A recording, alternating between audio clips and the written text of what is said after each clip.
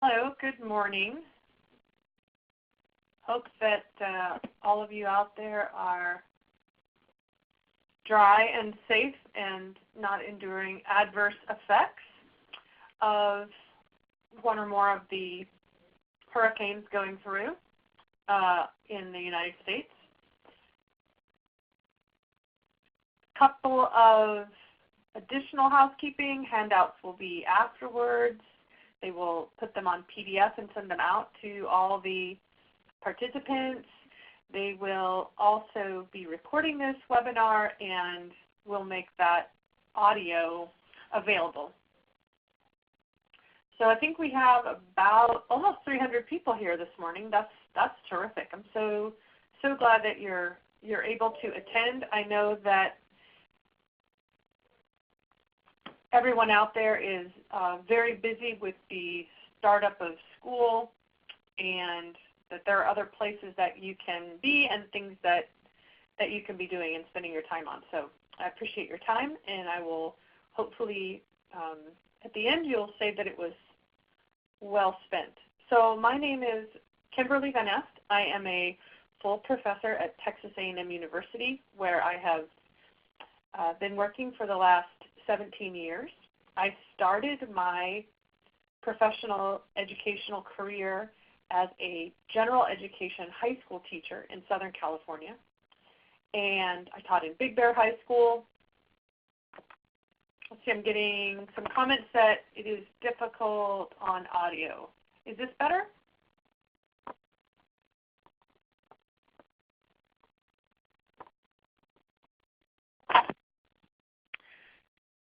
Can you hear? Is this better for audio, Christine?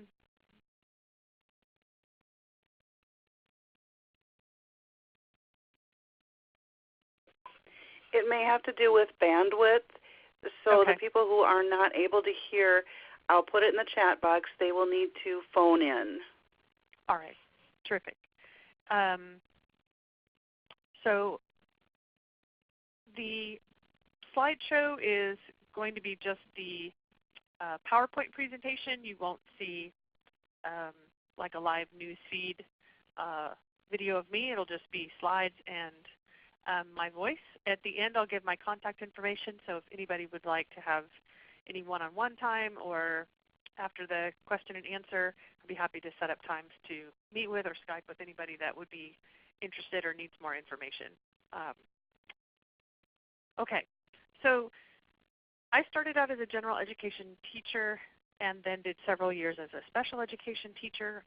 And one of the things that I realized in my work in schools was that after a school psychologist was able to tell me a diagnosis or what the strengths were or what was wrong with the children that I was working with, I would go back to my classroom and struggle with what I did about it.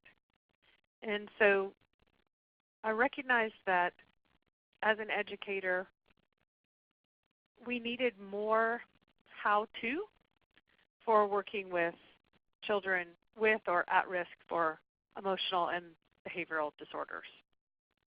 So I embarked on this journey with Cecil Reynolds and Randy Camphouse to find and develop evidence-based interventions for kids at risk or with emotional and behavior disorders.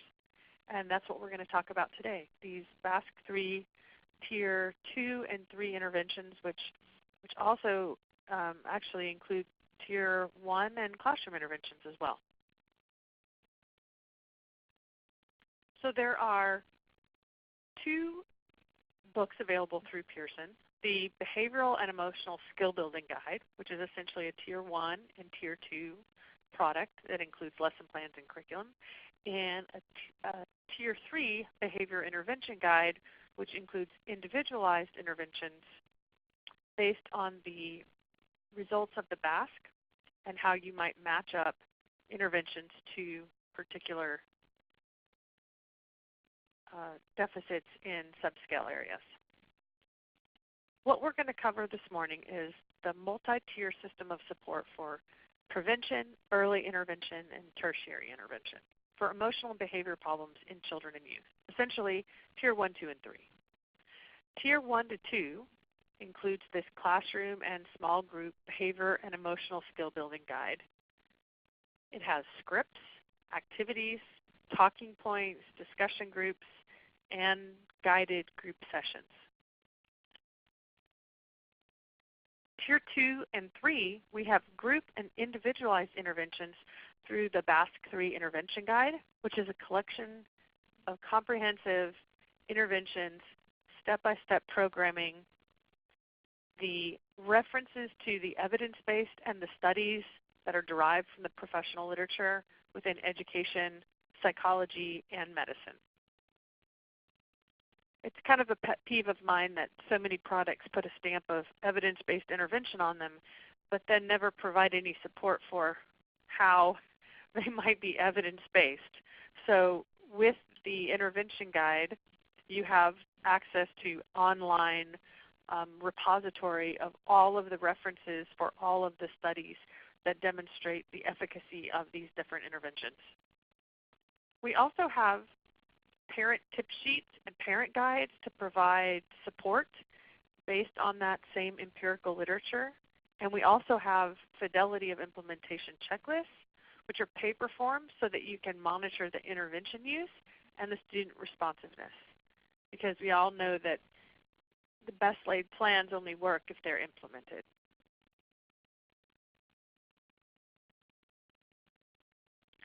Overall, the program looks like this. It's a multi-tiered system of support. At the bottom, there are skill builders with brief activities, there are skill builders with school-wide expectations, and there are lesson plans that number 40. The activities have 36 discussion starters, activities, role play, and different take-it-further discussion ideas. It's essentially a 9-week curriculum.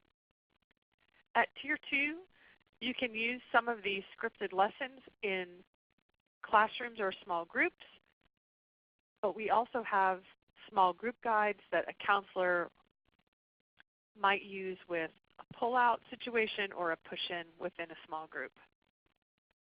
Then at the individualized level, there are 78 step-by-step interventions based on problem type. And we'll go over the list of those in this content today.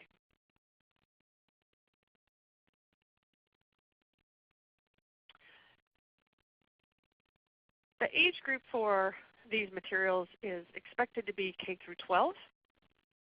We have provided a series of examples for both elementary and secondary levels.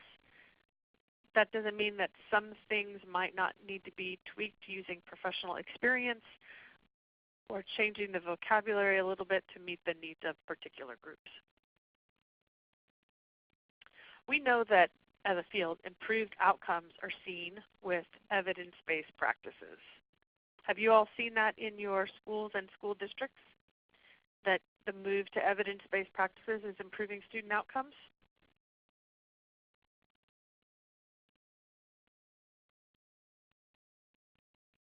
Yeah, I think so. This is something fairly contemporary, even if it's kind of old hat to people in the field. This is a contemporary phenomenon that we actually talk about data and we talk about evidence-based practices.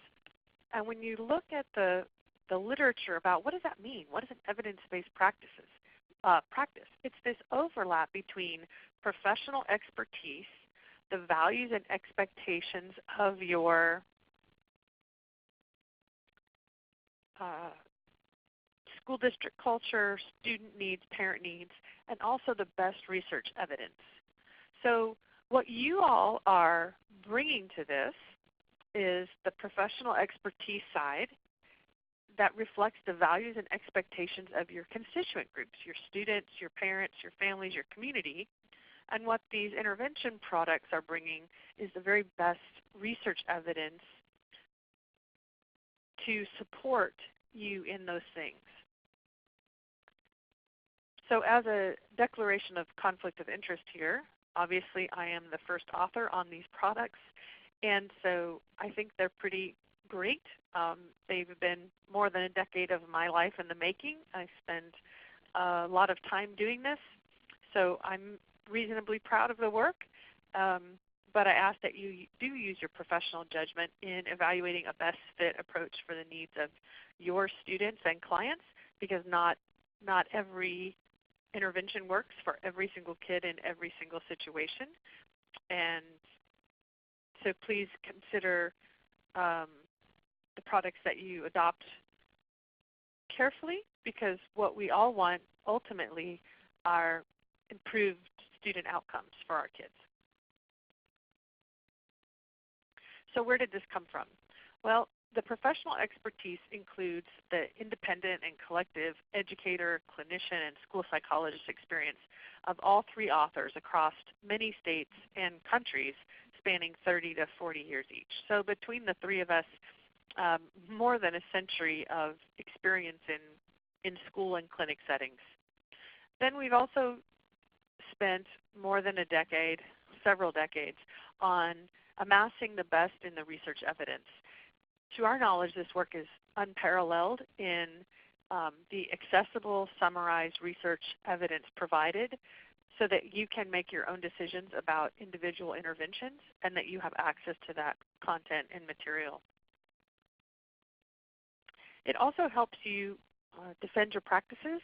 So if you're in litigious situations, if a family is seeking due process, you have access to the evidence base and the actual studies that support a variety of interventions and their use. There's a comprehensive review of the intervention literature across disciplines of education, psychology, medicine, counseling, and allied fields from earliest publications through 2015. The studies include experimental manipulations of the independent variables and the dependent variables of child, youth, and behavior. And we combined the common steps and elements across those studies and tried to translate those for use in school and clinics. In terms of value and expectations, we highly value the idea of social validity and practicality. We want things that you can adopt and use. We don't want you to spend your money and your budgets on products that are not useful and that don't give you high quality results. We've grouped the interventions by problem type, and the supplemental materials, which are probably almost 100, provide very easy to use solutions, everything from FBA forms to self-monitoring checklists. And we know that you can create those on your own, but we've done them for you so that you can save your time and spend it working with kids and families. We also have program guides and practice suggestions, which are grounded in implementation science. So the idea here is to give you the best possible footing for a running start at addressing and preventing these problems.